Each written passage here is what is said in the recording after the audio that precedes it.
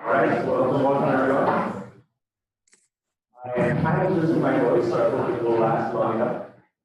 So today we're going to be talking about comparative genomics. So here we are entering the 5th module of the term. So we've gone through first genome alignment, so basically both aligning sequences that are related somehow, and then hidden Markov models. Now we're going to review alignment very briefly, and talk about how we're actually going to be using this alignment. And we talked about gene expression and genomics, we talked about genomics and networks, we talked about population genetics and disease genomics, so comparing humans within the same species. Now we're going to start comparing species at much larger evolutionary distances. We have one individual for each of the species as a representative, and then we're going to be comparing that reference sequence with other sequences. So today we're going to be focusing on using comparative genomics to understand genomes.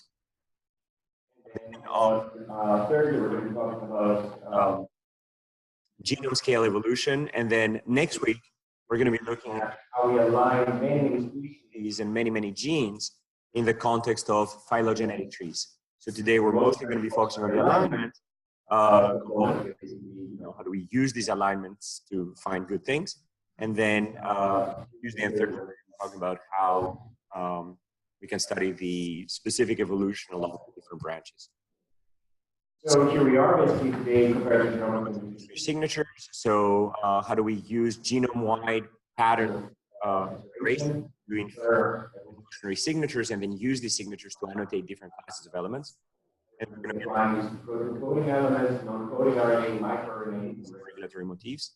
So we saw some aspects of that. We saw the non-coding RNA aspect of that in the RNA lecture, and we saw some of the motif aspects of that in the motif lecture. So those two will be a review. And then next lecture, so on Thursday, we're going to be talking about genome rearrangements and genome duplication. On Tuesday next week, we're going to be talking about phylogenetics, and Thursday next week, phylogenomics. So you saw this in pretty much the first lecture of the term. The fact that when we pile up multiple species on top of each other, we can actually distinguish different classes of elements within these regions. So in this particular case, we're looking at Saccharomyces cerevisiae, Saccharomyces paradoxus, Micatai, and Bayanus, which are roughly at the distances between human, dog, mouse, and rat. And you can see here the multiple alignment wrapping up over multiple lines. Every star denotes a position which is perfectly conserved, and every dash denotes a gap in one of the sequences.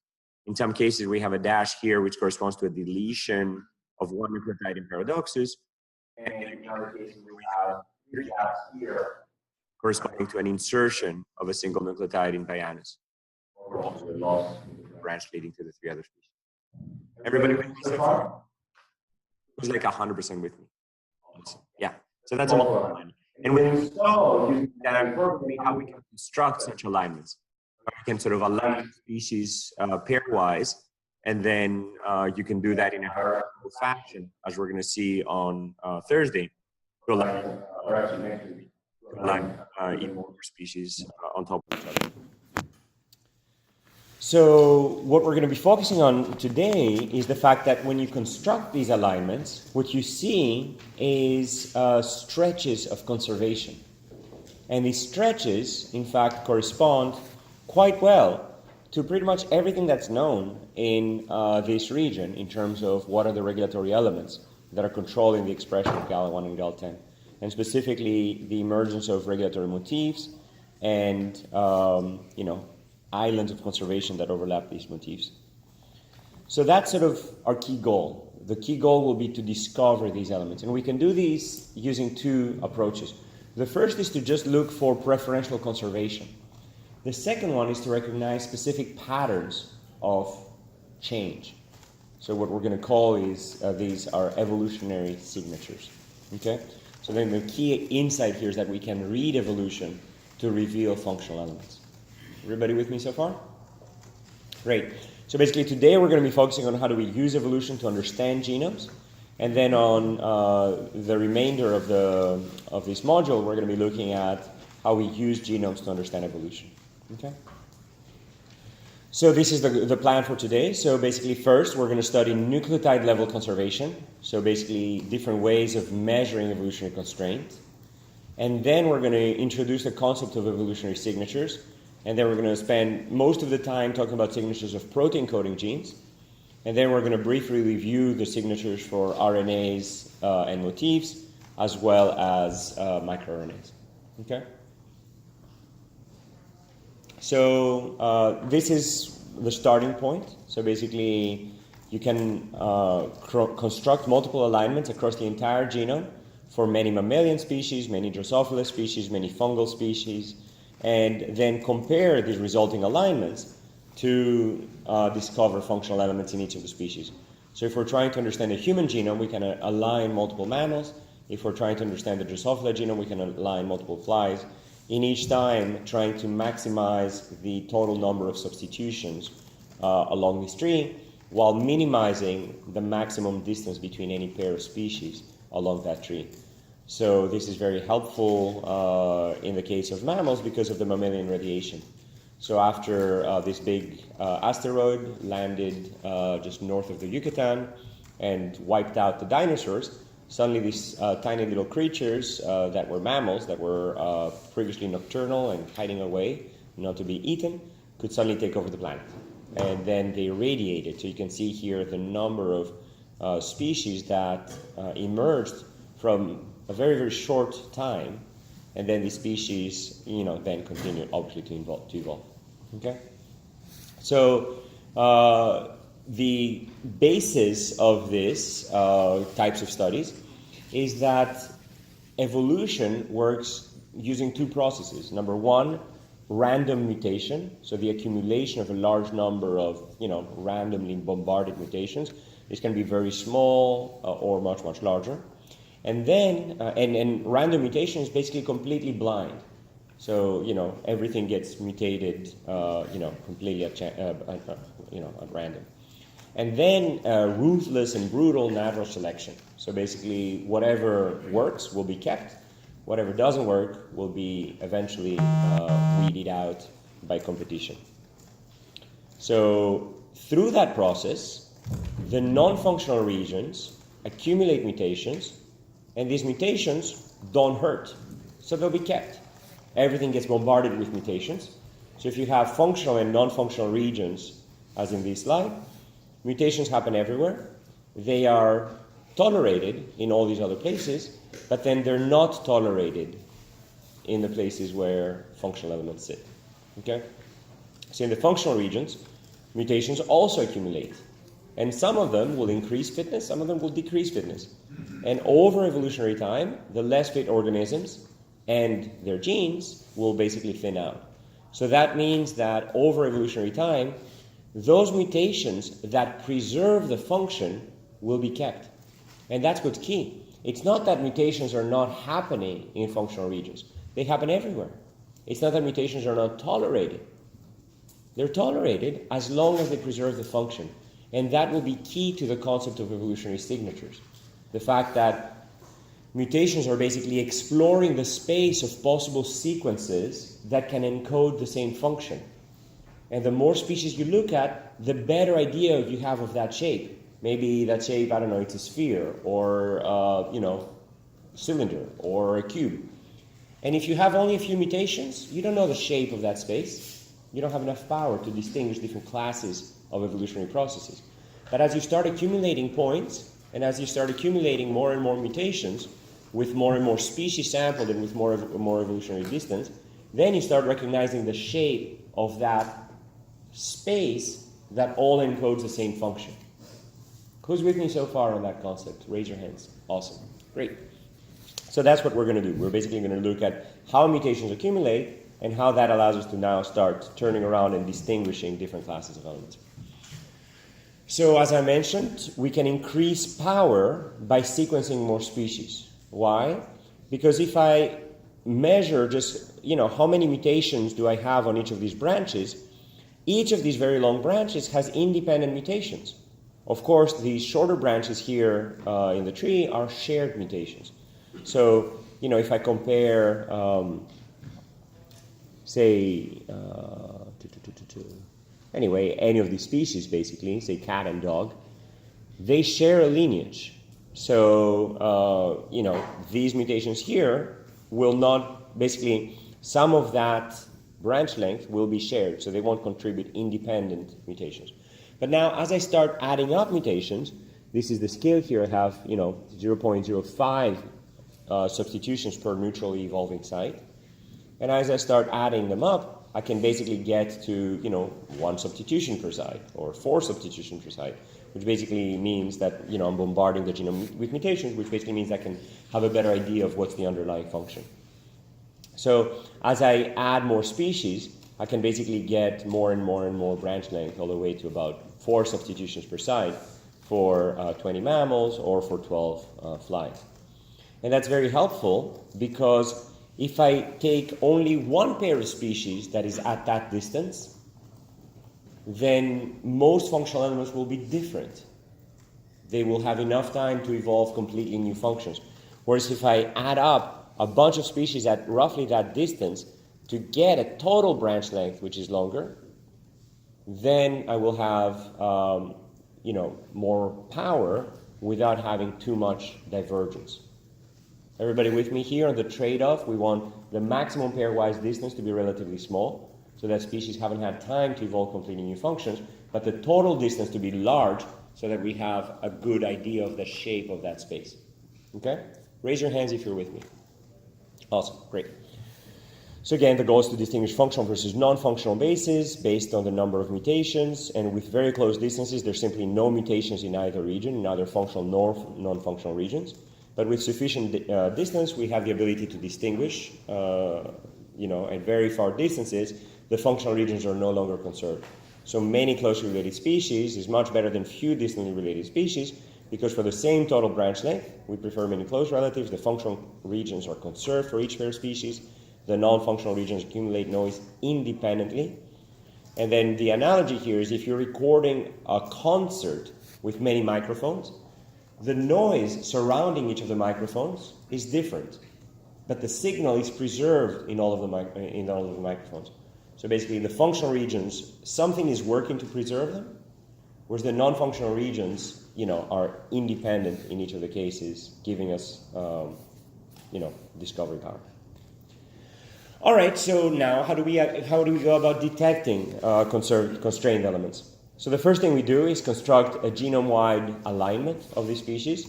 We talked about that in lectures 2 and 3. First, you do BLAST, and you search for elements that contain seeds, that contain long stretches of similarity. Then you do dynamic programming within these regions to basically obtain a fine resolution alignment of these regions, much higher quality than what BLAST will give you, but slower, of course. And then you basically construct a multiple alignment, which can be done in a hierarchical fashion by basically constructing a consensus each time and moving out.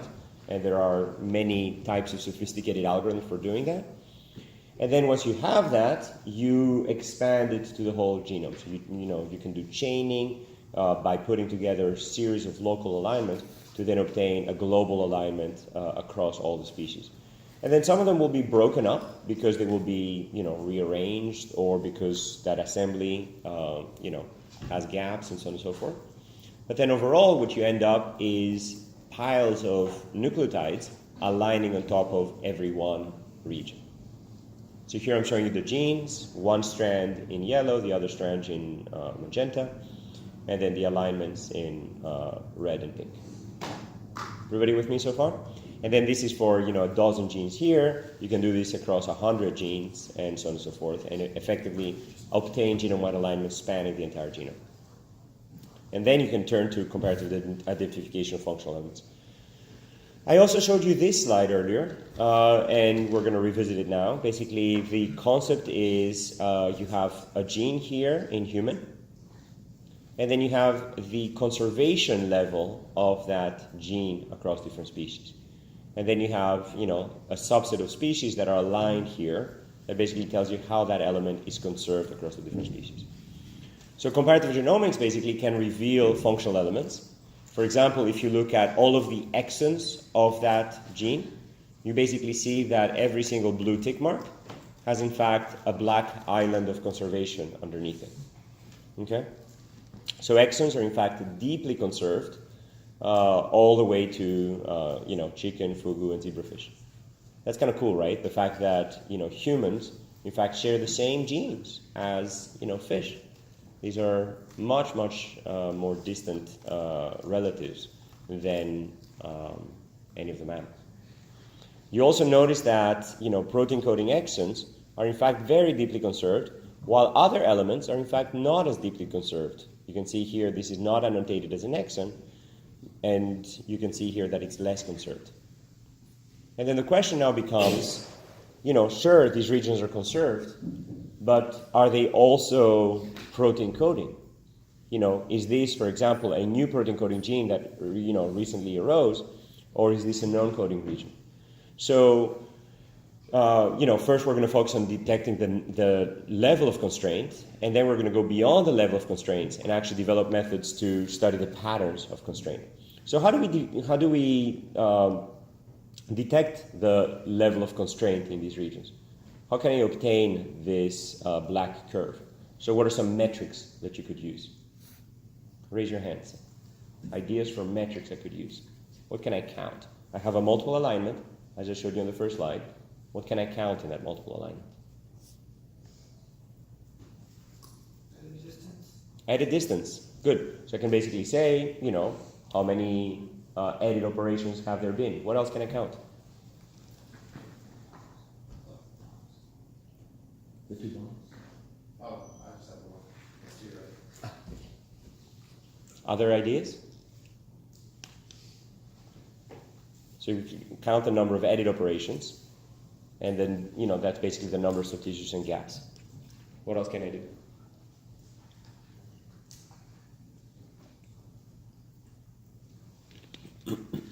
Yeah? Look at the similarities between amino acid sequences. That's good. So instead of looking at the nucleotide level, I can actually look at the similarity at the amino acid level. So I can translate the sequences and then align the translated products. Yeah? What else can I do?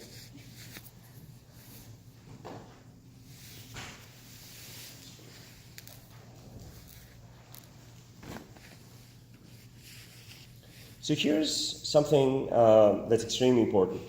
So if I count the number of operations, the number of changes, I'm overestimating the total number of mutations. And the reason is that, I'm underestimating the total number of mutations. And the reason is that back mutations can basically lead to an A staying as an A even though it mutated multiple times. So basically what I need to do is not only count the number of changes, but then use that count and then extrapolate how many true substitutions were there given that count. And we'll talk about methods for doing that in the context of phylogenetics. You can also incorporate information about the neighborhood. You can basically say, well, instead of just asking about one nucleotide at a time, I can look at windows, and I can basically scan my sequence for windows of conservation. I can also develop a hidden Markov model that basically says, let's run that hidden Markov model with 2 states, a conserved state and a non-conserved state, run that on my sequence, and then learn the different patterns of change in the 2 states. And then, use Baum-Welch or any kind of unsupervised learning to then assign the genome into those 2 states. And in fact, that's exactly what I'm showing here. So basically, this is a hidden Markov model that estimates the probability of being in a conserved state. And when that probability reaches 1, you're pretty sure it's conserved. When it's pretty close to 0, you're pretty sure it's not conserved. And then it's a quantitative probabilistic assignment for every position. Okay? You can also use phylogeny, as we're going to see next week, to estimate the tree mutation rate. So that's basically not just counting the number of substitutions as if every one of them happened independently, but understanding the relationship of the different species to correctly infer the true number of substitutions without double counting. A mutation in mouse and a mutation in rat might both be there, but it more likely happen in the common ancestor between them. You can also simply ask what is the number of rejected substitutions. You can basically say, well, given my branch length, this is how many substitutions I would expect to see. I can quantify the number of substitutions I saw and then subtract the two and then count the number of rejected substitutions. Yeah? I'm curious, is there a region between like gene 5 and 6 in that diagram where it shows how to conserve areas, synchronic or smiling? What is that? That's the introduction to the next section. I'm smiling because exactly, I was hoping somebody would notice, and indeed, that region we're going to look at again. And you could also allow different portions of the tree to have different rates. So basically, not just the number of substitutions, but you can extrapolate from that the selective constraint in a particular region by basically saying, hey, this species evolves more rapidly. So instead of counting all the substitutions in that species, I'm simply going to say, well, this is simply a higher rate compared to what I would expect. Is everybody with me with all those sort of increasing levels of difficulty, in a way, of complexity in this modeling? Raise your hands if you're still with me. Awesome, great. Okay, so now we can go a step further. So as you said, hey, how, what does this region look like? So what we can study is it evolving differently? And, we're going to get back to this in terms of whether it's protein coding or not. We have a whole section on that. But then to introduce the concept, I want to sort of contrast the difference between, these two different regions. So basically, a neutral sequence evolves like this. So you have a large number of changes. So here I'm showing the mouse sequence as the reference. And then all the other species, if they agree with mouse, they get a dot, and if they disagree with mouse, they get a letter. Okay? And first of all, you can see that some of these letters are shared. So, a phylogenetic model will basically say that that mutation probably happened at the root of that lineage rather than independently in each of the positions. You can also see that there are some regions where the rate of substitution has decreased, where simply there are fewer changes overall. But then this region here is kind of funny. That C has independently in multiple lineages changed between a C and a G. Like every dot here is a C, and every place that it changed, it seems to change over and over and over into a G. How can you explain that? Any suggestions? What could be going on? Yeah? Yay, somebody's calling me on Skype.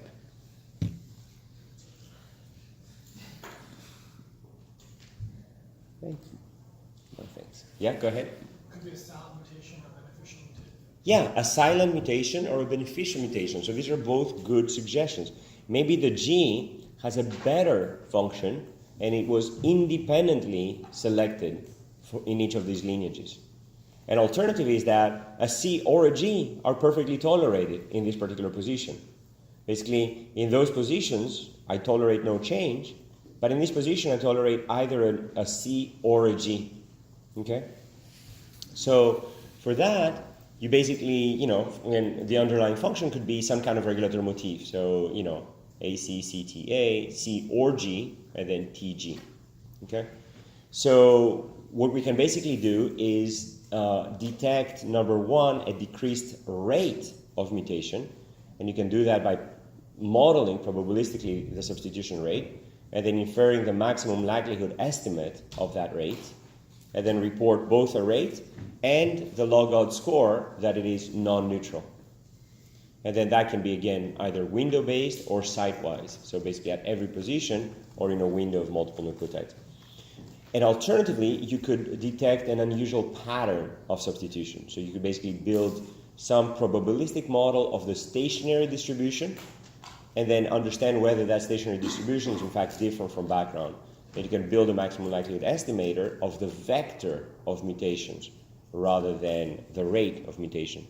And in the end, what you end up with is a position weight matrix for every k-mer in the genome that basically tells you, what is the most likely estimate of what is actually being selected at that region, and then the log odds score that it is non-neutral. Okay? Yeah? Are there increased rate regions? That's very interesting. So there's two possibilities for an increased rate. One is on the selection side, one is on the mutation side. So there could be mutational hotspots.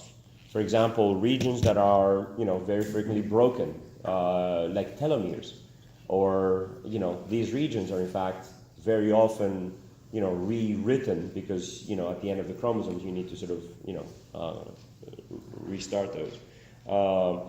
There are, mutational processes that can basically lead to increased mutations in some region, but there are also selective regions, selective processes that can lead to that. For example, a region that is involved in adaptation. So if you're adapting to new environments based on, cell surface receptors, the cell surface receptors will be very highly mutated. And then we call this positive selection. So on one hand you have negative selection, which is purifying selection. On the other hand you have positive selection, selection for additional change. Other questions? Okay. So then you can do that to start inferring individual motif instances, for example, that are preferentially conserved. And here's one example of this NRSF motif. It's a very large motif. So you can in fact detect it as islands of conservation in a multiple species alignment, where you can basically see both at the rate level and at the pattern level it appears to be preferentially conserved, and indeed these regions are preferentially bound by using chromatin immunoprecipitation. Okay? And then that's of course useful, as you look back within the region, within the GWAS lectures, basically trying to find what regions are functional and what regions are important, and which SNPs are disrupting of functional elements. Evolutionary conservation can give you a hint that, for example, the SNP here that disrupts a motif within an enhancer region is more likely to be causal, because in fact it disrupts a region that is otherwise evolutionarily conserved. Okay? Everybody with me so far? Great. So let's now talk about, beyond detecting individual elements, can we estimate the fraction of the genome that is under constraint even when we don't have the power to detect individual conserved nucleotides? And then the concept for that is going to be that there's going to be some distribution of what I would expect, regions to evolve like by chance. So, this is constrained, inferred on the x-axis, and then the number of regions evolving at that constraint. So then the question is, how do I detect if there's additional constraint, beyond what I would expect by chance? And the way to do that is to basically either select a threshold and basically call anything above that threshold of evolutionary conservation, according to any of the metrics that we talked about already. You can declare anything above that conserved. So the problem with that is that you can only detect the things that you have power to detect. And some things we simply don't have power. But we may be able to estimate that in fact there's a longer tail than I would expect. So the way to do that is to basically build a distribution, a background distribution of conservation rate based on a class of elements that you expect to not be conserved. For example, ancient repeats that haven't hopped in a while, or short introns where there might just not be enough room to put functional elements or something. And then you can use that to estimate your background.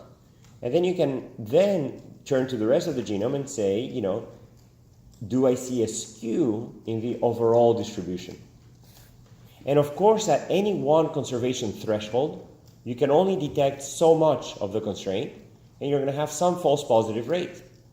So basically, if I put the threshold here, the gray part here, and of course the white of the red distribution is what I will be able to detect as truly conserved. But I will also be detecting some false elements, which is that part of the blue distribution that's also in that same tail. And changing my threshold, I can basically detect more elements, but I will also have more noise. But what I can also do is integrate over these curves to basically estimate the total excess constraint whether or not I'm able to detect it or not. So that basically involves learning something about the shape of these distributions and then estimating the area here that basically says here's the excess constraint. So at every threshold, regardless of my power to actually detect these elements, I can estimate just how much constraint there is. Who's with me on this one? Raise your hand. Awesome, great. So then when you do that with, building a reference using the whole genome, building a reference using ancestral repeats in red, and then comparing that to the whole genome, what you can basically see is that there is an excess, amount of slower rate, omega. So this is a depletion in the mutation rate, which basically suggests constraint, purifying selection. But there's also a longer tail here on the right, which corresponds to a faster rate than you would expect. Exactly according to your question, this is in fact more likely, most likely to be regions of positive selection. Okay? So then, taking that black curve, which is the difference between the red curve and the blue curve, and then amplifying it out, we can basically find that, there's a lot of evidence for both purifying selection and positive selection. And then taking the integral over that, we end up with, about 5% of the genome being conserved between mammals. Okay? Everybody with me so far? And there's something else to note, which is that if you look at the number of species that align, this ability to detect constraint, in fact, depends on the number of species that you actually have at a particular location. But that also depends on conservation, because regions that are preferentially conserved, regions that are functional, are more likely to have an alignment to start with in that region. And in fact, you see that if you count the number of species that align in different regions of the genome, if you see ancestral repeats, for example, they usually align in relatively few species, so they get lost quite frequently. If you look at exons, protein coding exons, you see that they in fact align across most of the species. And then you can sort of ask for different classes of elements, what is their alignment patterns. Okay? So then you can use that to estimate the fraction of the genome that's conserved and how many base pairs are actually detectable. And as you increase the number of species, so if you go from 4 species to 29 species, you can see here that the fraction of the genome that was detectable at the 50-mer level increased from 1.7 to 3.0, and the estimate of the genome increased from 5 to 5.7. So that's at the base pair level. If you now go to the k-mer level, for k-mers of length 50, for example, you again have a lot of power to detect, and that increases with more species. But the estimate of the fraction of, under constraint is in fact much more robust. And if you look at now patterns of change rather than just the rate, so instead of just looking at the rate omega, you can look at the patterns pi, and you can estimate that in fact a larger fraction of the genome is constrained because you can estimate these patterns. Everybody with me so far? Yeah. So where are pi and omega? So they are the rate and pattern of change that we were talking about earlier. So omega is the rate of substitution, and then pi is the pattern of substitution. Any other questions?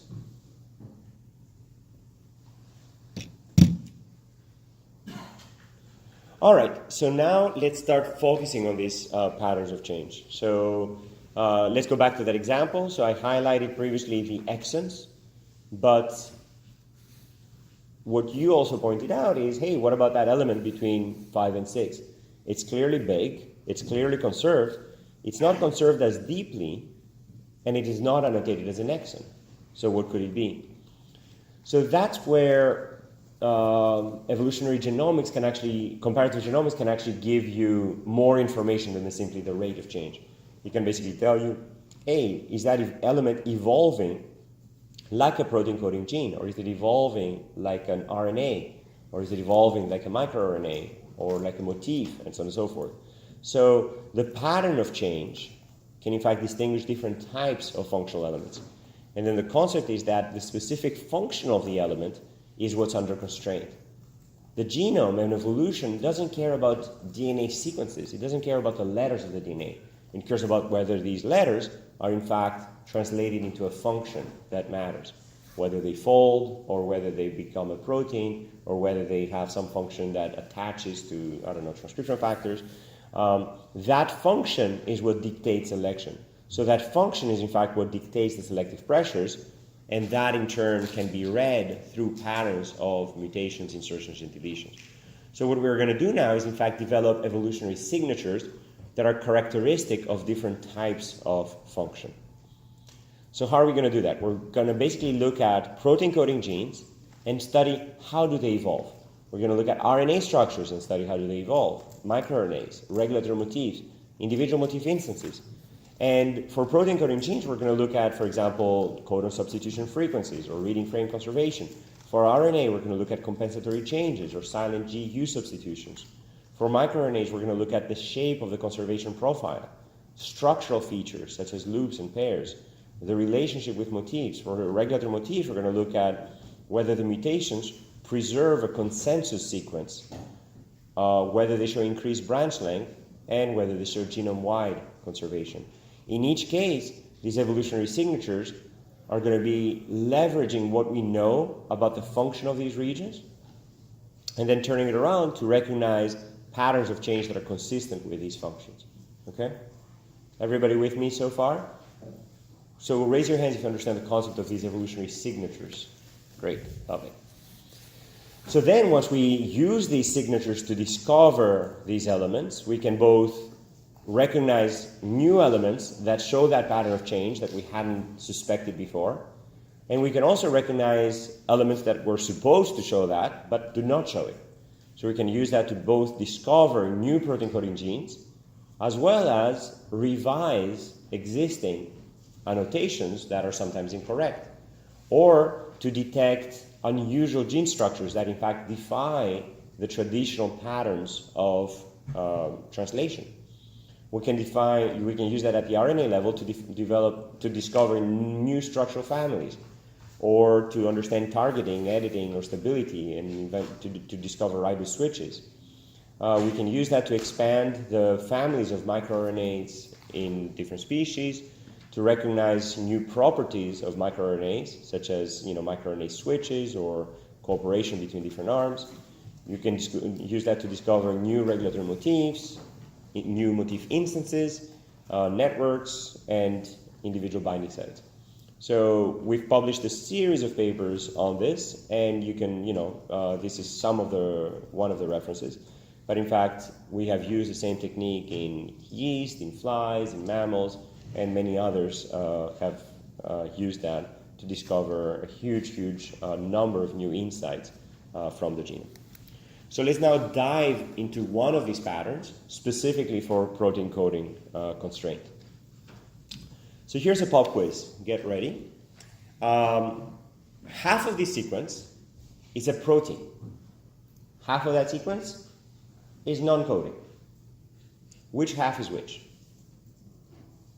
Raise your hands.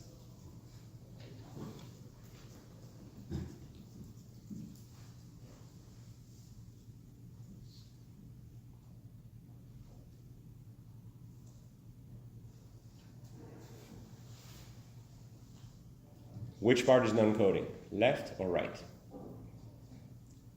You're pointing that way. That's left. Which part is coding? That, right. Oh, some people, okay. Who thinks that left is non-coding? Awesome. Who thinks that right is non-coding? Okay, good. So what is the evidence? So what did you notice that's different?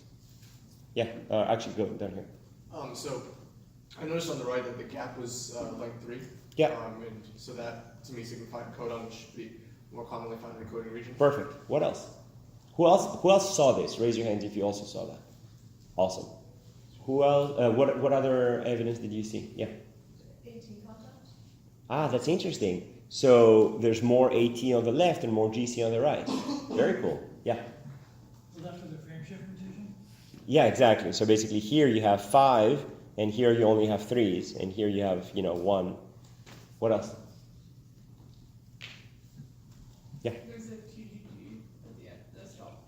We're not going to find a stop codon here. This is just like the middle of a very long protein. There's a splice site in between. Anything else? Come on, you're missing my favorite. Okay, fine. Reading frame conservation is my favorite, but count the length of stars. What's going on the right?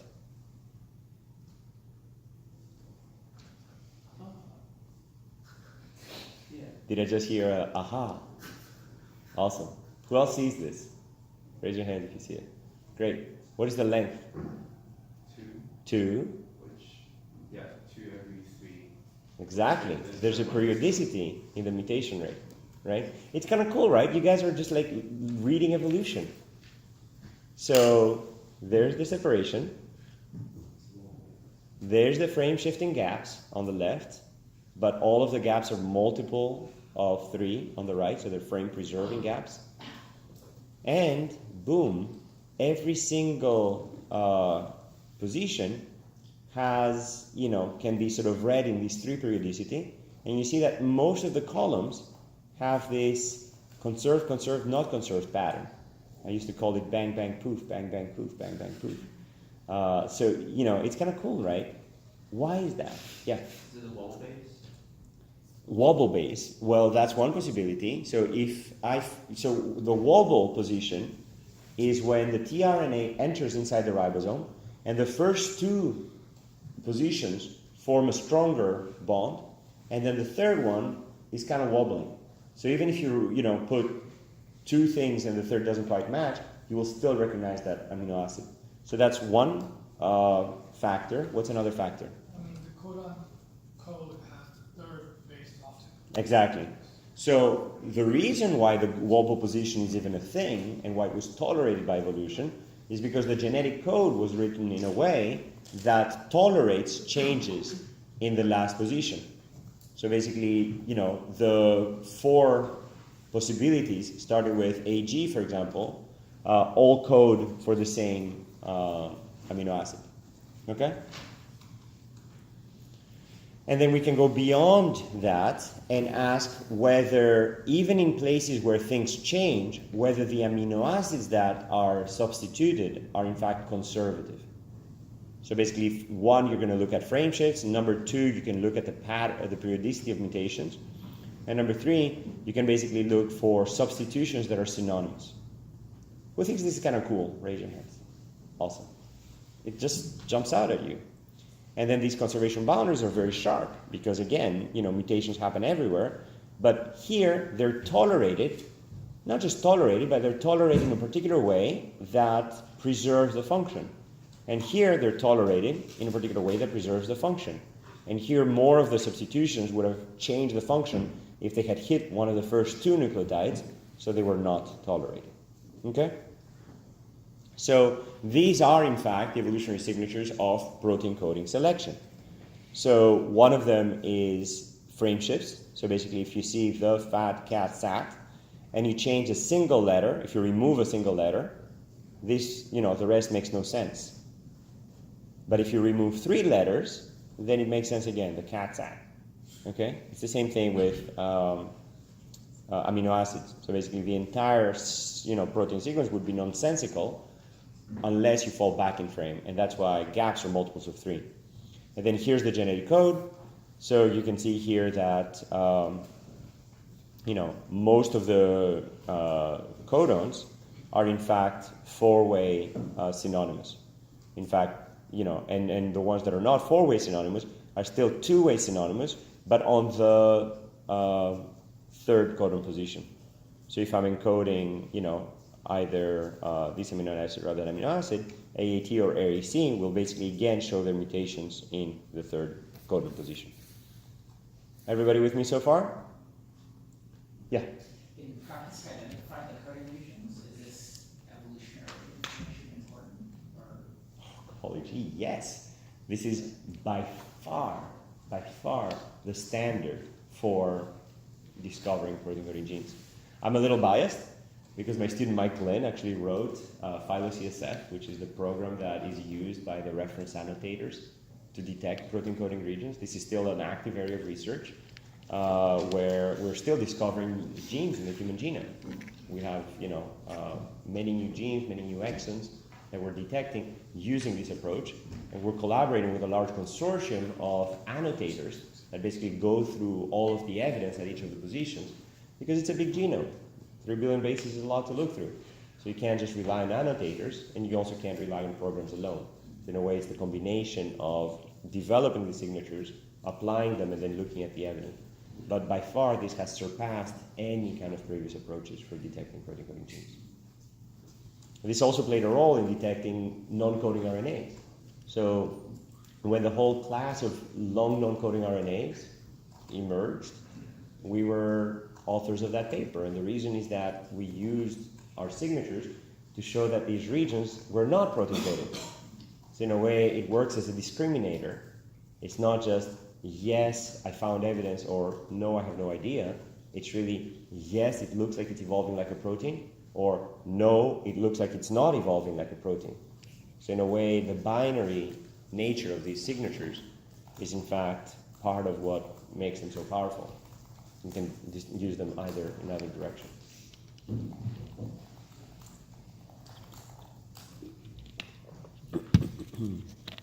So again, natural selection tends to tolerate mutations which have little or no effect on the protein translation. So now we can basically go through and recognize, the difference between protein coding and non-coding regions. We can basically scan along using these signatures, and I'm going to color this alignment using synonymous substitutions, conservative substitutions. So synonymous basically means that the same exact amino acid is kept. Conservative basically means that the amino acid changed from a hydrophilic to a hydrophilic, or from a hydrophobic to a hydrophobic, and it doesn't make a huge difference. Non-conservative means that you actually change the function of that amino acid, like for example a polar instead of a hydrophobic or something. Frame shifts will be coloring the gaps, and then the 3 different subcodons will be shown this way. Okay?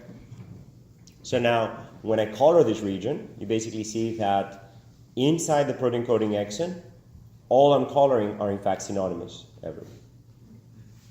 And then outside, you see these non-conservative substitutions in red.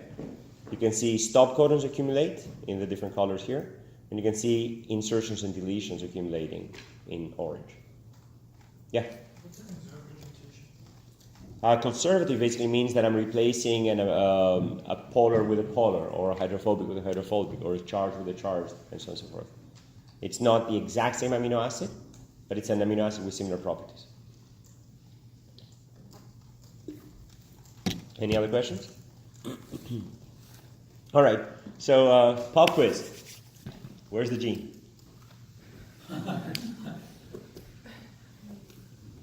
You guys got it, wow. It's amazing, right? It just works. You just scan the sequence and things pop out at you. All right, so now let's get into the nitty-gritty details. How do we, yeah? Just a very quick thing. As a more practical kind of a perspective, how representative is such kind of a stock pattern common in the genome? It's quite representative. When you see them, they really stand out. Known protein coding genes hugely stand out. Non-coding regions hugely stand out. And then in the middle, there's a very, very long continuum. And the problem is that some regions are rapidly evolving. Some regions are, having funny properties. Some regions are very short. Some regions moved or jumped or cut or, you name it. So, yeah. Is the difficulty bottleneck in doing this? Say it again? Is the difficulty in doing this finding the right organisms to to do the comparative alignment with to actually do the alignment? Because this seems more straightforward. The alignment and the identification of appropriate organisms seems like the difficult part. All of it is important. So basically, finding the species required calling a bunch of zoos and asking them for DNA samples. They were super collaborative. Right now, there's a project to sequence 200 mammals and to sequence, every vertebrate and so on and so forth. And this basically takes a huge amount of effort and coordination and, working with conservation groups and so on and so forth to get the samples in the first place. Once you have the samples, sequencing used to be a huge endeavor. Now it's gotten much cheaper, so it's easier to do. Assembly is a huge endeavor. We're going to talk about that on Thursday. Alignment is a huge endeavor. So all of that is hard. And once you get to that, writing the right algorithms, that's also super hard. And sort of running them correctly, understanding what the output means, and all of that. So basically, even developing these signatures was not trivial. It's a cool final project, but you're not going to beat the performance of Phylo-CSF, for example. So, it's still a work of investigation, even, a decade later since, we first published that program. Yeah? Is there a minimal length of conserved area that you will not count as a gene? Yeah, well, that's a very important question. So basically, your evidence increases with the length. And I'm going to show you some examples where even with one column of the alignment, you can basically run a likelihood test and basically have huge, huge differences.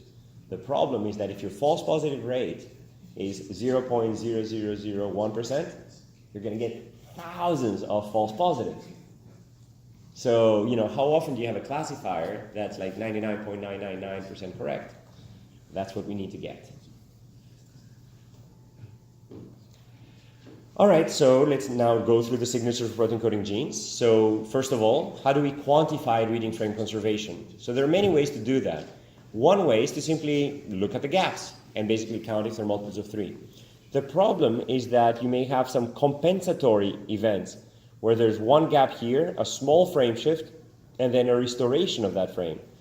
So an alternative that can tolerate that is to basically measure the fraction of the region that is in the same frame. And you can do that by basically labeling, one sequence in one frame, and then the other sequence in each of the 3 frames, 1, 2, 3, 2, 3, 1, 3, 1, 2. And then basically asking, how often do I agree? So you can basically sort of, every time there's an insertion, you're switching from frame 1 to frame 2, back to frame 1, back to frame 2, back to frame 3. So if you're asking what is the reading frame conservation of this region, well, at best, it's frame 1, for example. And then the second best is frame 2, and then the third best is frame 3. So in frame 1, 43% of the nucleotides are in fact conserved. In frame 2, 34, in frame 3, 23. And we're going to take the maximum and basically say that this region has 43% conservation. And if you do that in the previous example, you see that within a protein coding region, you have 100% conservation.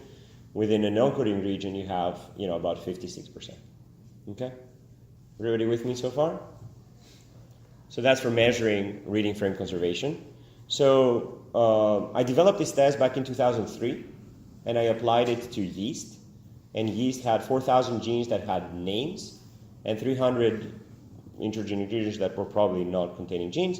And with that, we basically had very, very good performance, very high sensitivity and very high specificity. And this is yeast where 70% of the genome is coding, not 1.5%. So, this was remarkably good. And then we basically said, let's turn now to all of the open reading frames. These are places that are between a start codon and a stop codon that don't have names yet. So when we did that, we basically found that, in fact, 500 of those were simply rejected by this test.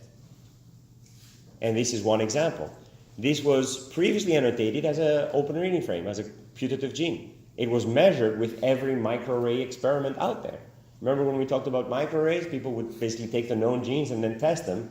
This quote-unquote gene has been tested in thousands of conditions using microarray experiments. Turns out it's not doing anything useful because it's not a gene. If you see the ATGs here, the TAA is there. If you look at, conserved regions are in green, and then mutated regions are in yellow. And you can see here this periodicity. Conserved, conserved, not conserved, conserved, conserved, not conserved. You can see this periodicity here. You can see frame shifts in red, gaps that are not frame shifting in gray. So here's one example of a previously annotated gene. Well, there's a lot of frame shifting gaps. There's no evidence of periodicity whatsoever. And, even the start and the stop codons are not conserved. So these 500 look like that. So you can basically pretty confidently say that, well, these are not evolving like protein coding genes. In fact, there's all kinds of additional evidence that suggests that they're not, functioning as proteins. Okay? Yeah? For the, like, in general, for the not conserved pattern, can you, like, determine whether something is, whether that is a result of, like, selection? Or a result of, like, a functional benefit by comparing, like, the, expected, like, amino acid frequencies to what you see in that gene? All right. So can you rephrase? So, like, you could have this pattern. Yeah. Because Of chance. of chance, or it could be just like the. Got it. Are there places that show this pattern, but in fact, when you look at the codon substitution frequencies, they're not consistent with being amino acid preserving, right? Sure. Yeah. Yeah. So yes, of course. When you actually look at the codon substitution frequency, it's a much more sensitive test than just looking at the pattern of substitution. Yeah. So in fact, this was done for yeast, which is a tiny little genome. We then developed Phylo-SCFGs that completely ignored the pattern of substitutions, and then went straight for the true phylogenetic modeling of codon substitution frequency. Yeah. Okay, everybody with me so far? So now let's actually look at exactly that. We're going to basically build a matrix of substitution for coding regions and a matrix of substitution for non-coding regions. And we're going to basically ask, let's basically build a likelihood ratio that says how much more likely is it to be evolving under protein coding constraint or non-coding constraint. So what we basically want is a method that distinguishes between these signatures. So it should basically quantify how distinctive every one of codon to codon substitutions is. And there are 64 codons, so we're going to have a 64 square matrix. Okay, one for protein coding regions, one for non-coding regions.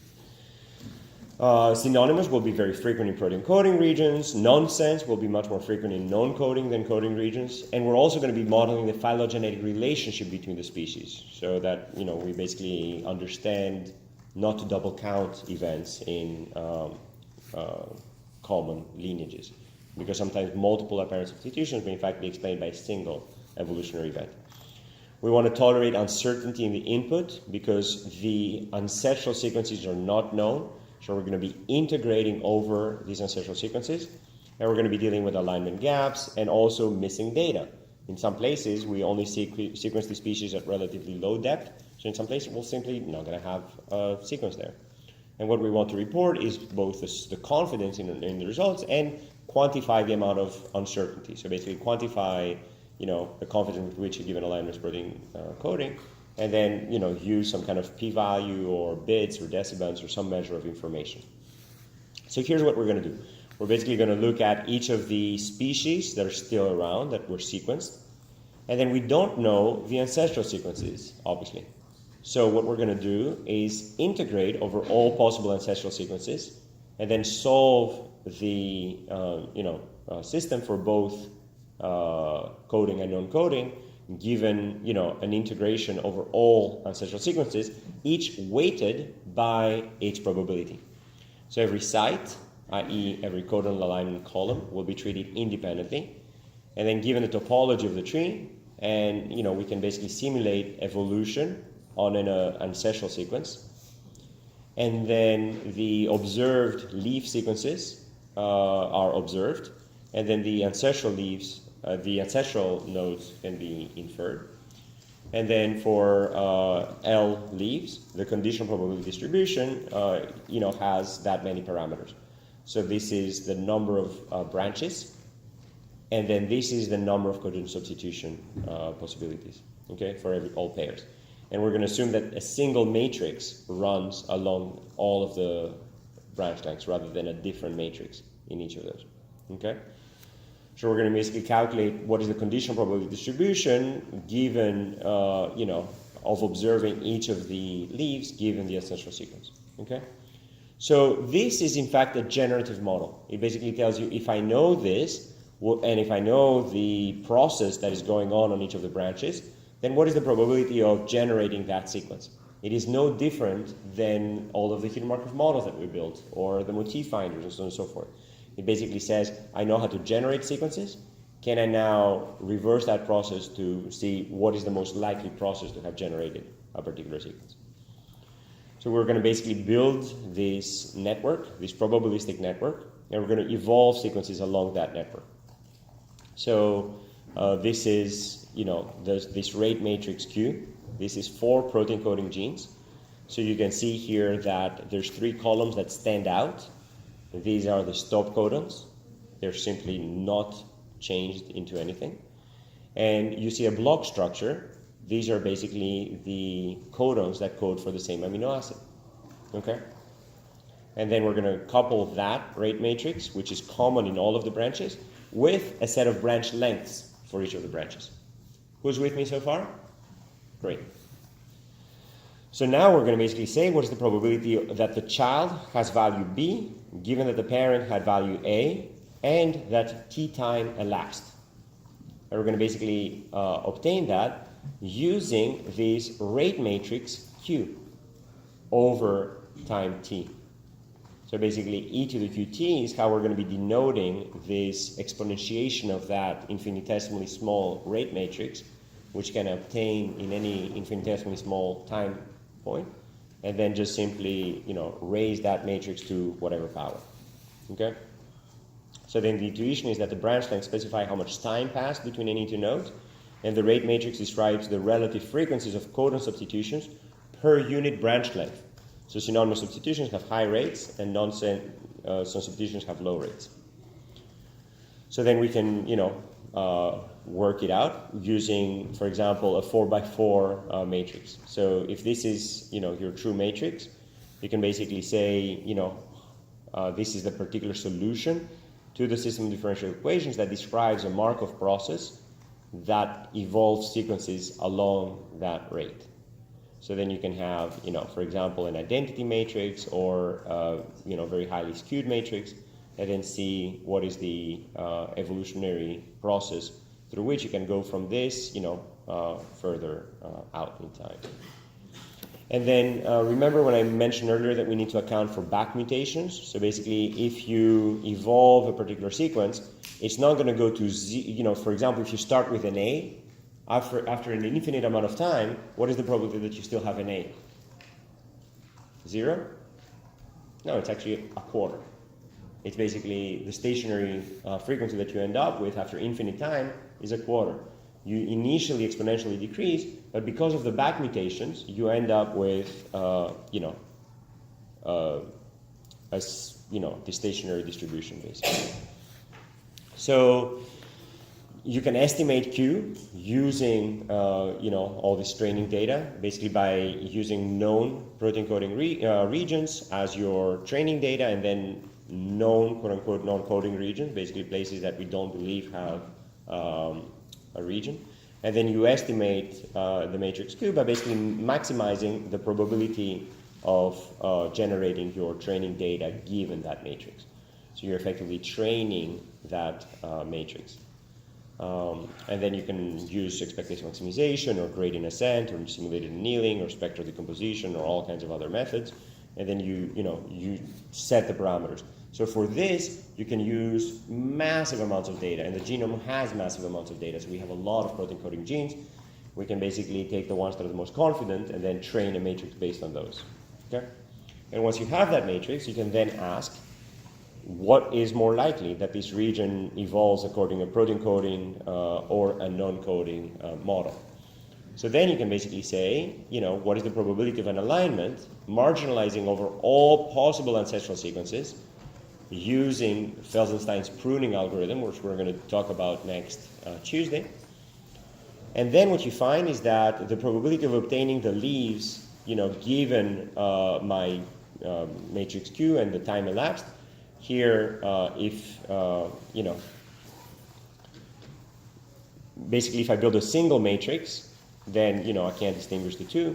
But if I build now a coding matrix and a non-coding matrix, then the probability that this particular region was generated by the coding matrix is, 1 over 10 to the 117. versus the non-coding matrix, much, much smaller. So smaller by 40 orders of magnitude, as you can see here. And then here, this is, much more likely to be generated by a non-coding region, by again about 20 orders of magnitude, right? So these tests are incredibly powerful. So if you now take the ratio of those, you basically have a 10 to the 35 higher probability of this being protein coding than non-coding, and then a 10 to the 21 probability of these being non-coding rather than protein coding. Yeah? How do you get the T? The T you can basically estimate. It's kind of a free parameter. Basically, depending on how you scale your matrix, you can get a different T. But you basically scale your matrix so that everything is unit. And then the T is simply the various branch lengths. And you can estimate that because you have a lot of genomes, so you can actually estimate quite reliably the branch length at each branch. Yeah? What do you say the rows and columns of the matrix? The rows are codons, and the columns are codons. And it's just a substitution? Or it's 64 codons versus 64 codons. So you're asking with what probabilities every codon is substituted with another codon. So why is it not symmetric? Because if you can basically train it whichever way, but what you're asking is if I start with an ancestral sequence, what is the probability of having a new sequence? And if I start with any of these codons, what is the probability of ending ending up with a stop codon? I'm only going to do that within the gene, so I'm not going to start with any stop codons. Otherwise, this would have been much better populated. Everybody with me so far? Yeah. It seems like a key assumption is that these rates that you're estimating are constant across time. That the matrix is constant, not that the rates are constant.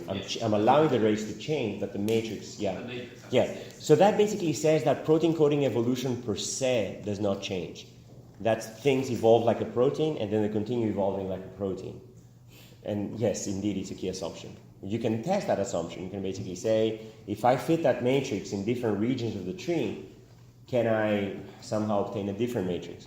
But it turns out that even if you train a matrix on Drosophila evolution, and then you apply it to mammalian evolution, it works like a champ. But yeah, evolution is basically more or less preserved across species. What's really important is that matrix factors many, many things together. On one hand, it factors amino acid substitution frequencies. So a blossom matrix or a PAM matrix that we looked at in lecture 3 are captured in here at the codon level. So basically, if you sum up all the codons, you're effectively going to get a blossom matrix or a PAM matrix. If you collapse together the entries for codons that code for the same amino acid, effectively it summarizes a PAM matrix. So that's at the highest level, amino acid substitution. Then within each amino acid, you're basically summarizing, in that entry. Now you uncollapse it. It basically tells you how frequently are codons replaced with each other. Across, it tells you about nucleotide substitution rates. So C to T, for example, is more common. So you can change a codon with a C at any position to another codon with a T at any position more frequently than a C to A or C to G. It also captures the frequency of different nucleotides. Basically, if one species, like if the ancestral species you had a much higher AT content than in the modern day species, then that matrix will be asymmetric in that direction. Basically, it would favor substitutions that make the GC content higher, for example. So there's many, many things that are lumped together within that matrix, and by summing up and studying different parts of it, you can basically tease them out individually. Can you go back to the previous slide? Is there anything from the QN matrix that you can tell us? Did we learn anything From the Q matrix? The Q. Oh, sorry. And mine. There's a QN in the top right corner. Yeah, that one. Ah, yeah. It kind of looks like So that's exactly right. So basically, this is simply the order of the codons. They're not codons, they're triplets. They're just nucleotide triplets. And that simply tells you which nucleotides are near each other. in, mutational space. So yes, there's really nothing to be gained from that matrix. It just simply tells you, it's effectively the same as taking the one nucleotide matrix and expanding it into threes. And if I arrange these a little differently, then you might see some more structure. But right now, yes, it does look like noise because it's effectively the result of nucleotide substitutions. So it is constant. It's not white noise as it looks like right now. It's not white noise. This is inferred from non-coding regions. I suppose, like you said, for coding, it could tell you quite a bit about the process of evolution in sort of your just background. Yeah, but the unit of 3 nucleotides would not be the right unit to study. Yeah. I mean, we've had various projects through the years trying to discover evolutionary signatures de novo. To basically say, hey, let's let some process run crazy and then see what you can get out. And you can do that and things will come out. All right? So basically this likelihood ratio will be our measure of confidence that the alignment is protein coding, and we can now start using that to start revising genes and doing all kinds of cool things. So here's the evolutionary conservation at the nucleotide level for a region of the Drosophila genome. So you can see here, in between these two exons, there's in fact a big block of conservation. Is this coding? So let's now run our model that basically says where are our evolutionary signatures. You can see how much cleaner it is than the overall conservation level. Here, for example, this region has a lot of conservation, absolutely no protein coding signature. This region here, a lot of conservation, absolutely yes protein coding signature. This region here, somewhat spotty conservation, right? Absolutely strong evolutionary signature. Okay? Everybody with me here?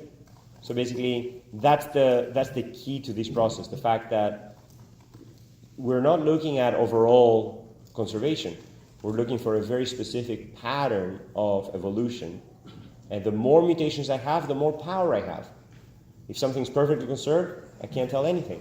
But if something starts changing, then the changes tell me about something, something about the process that's going on. And here's one example, for example, where we predicted a new protein coding exon, and indeed we were able to capture it experimentally. And then, we did this systematically across, multiple species, and then found all kinds of cool things. Here's an example of a new protein coding gene in mammals. So, here's a start, here's a stop. You can see that it's only 95 codons. 100 codon exons, ORFs are annotated. 95 codons was just below that cutoff, but if you look at it, no doubt this is protein coding. Here's a process where, in California, you drive around, you see a stop sign, you stop. In Boston, you drive around, you see a stop sign, you check for cops, you go. This is one of those cases where there's simply a stop codon here, and there were no cops apparently because, this has continued protein coding conservation past the stop codon. No one in their right mind would look at this and say, oh, it's a protein coding gene if you didn't have the alignment of all the other species. But when we did that in Drosophila, we found hundreds of cases of apparent stop codon read-through, all the way to second stop codon, and then boom, you switch to non-coded conservation. And that's a thing. It's basically that species has evolved a way to tolerate reading through codons by incorporating sometimes a different amino acid, and other times by simply skipping that stop and then incorporating an additional domain. Yeah? Is that not just like a truncation? That truncated version that is like maybe favorable? Yeah. So that's another possibility. Instead of having an extension, maybe you evolved a shortening of that protein. So the actual history can vary from example to example. Was there another question? Yeah. But the stop codon seemed very conserved. Yes, indeed. So this is not just that, oops, there was a change. This is programmed stop codon read-through. So the species actually cares about having the two versions of the protein both simultaneously exist at very different rates. The shorter version is much more frequent, but at some low rate, you're going to produce the longer version, or in some conditions, you're going to produce a longer version. Yeah? Do people know from amino acid sequences what this codon would be translated to? What is it just We've tried long and hard to try to discover what it is. We have various ideas, and I'm happy to talk to you afterwards. Yeah, I mean, selenocysteine, for example, is one, 20. Yeah, to the 21st amino acid, basically, where you can incorporate it by, using a stop codon and an adapter that's very specifically, utilizing that. But that's only 3 of the 300 to 600 examples. So it's not usually selenocysteine. So you can basically find translational read-through. So, in human, you can find overlapping selection. So this is places where you would expect to see more substitutions, but in fact you find no synonymous substitutions. You can, do all kinds of really cool things. Very briefly, you can do the same thing for all kinds of other elements. So as we mentioned, for RNA, you can look at stochastic context-free grammars that generate alignments of these regions using different probabilities. This is a very simple RNA grammar. This is not a stochastic context-free grammar. This is a context-free grammar that basically tells you what are all the sequences that can fold. A stochastic context-free grammar basically has probabilities associated with generating each of those. And then a phylogenetic stochastic context-free grammar, or Phylo-SCFG, is in fact generating columns of an alignment according to production rules that are probabilistic, and then capturing these properties. And then you can do that to discover all kinds of new RNA families and so on and so forth. So for motifs, we already talked about what are their signatures. Well, it's excess constraint or overconservation in one location, but also across all locations. So it's this genome-wide conservation. And we talked in the motif lecture about this preferential conservation in upstream versus downstream regions, and then this intergenic versus coding, and of course the overall intergenic versus controls. And sort of how these signatures allowed us to now discover motifs. For individual instances of a motif, we basically have this overall branch length over which the motif is conserved, and then, tolerating movement, tolerating missing branches, and then this translation of that into a measure of confidence by comparing true motifs versus shuffled motifs. For microRNAs, the pattern of conservation of the hairpin was very characteristic. So here we developed a signature that was basically looking at these flanks versus the center, and that allowed us to, recognize microRNAs, from their evolutionary signatures, using their conservation profile, as well as structural features. And then when you combine all the features together, you had a 4,500-fold enrichment for that. And you can combine these using decision trees and discover these microRNAs, and then you can discover all kinds of cool properties of microRNAs that, for example, using that we could find that we could predict a microRNA that was also there with its star arm. So every time a microRNA is produced, the star arm is usually degraded. But in one case, we basically found, or in some cases, we found that the star arm appeared to also be functional and to in fact be targeting different genes in the same location.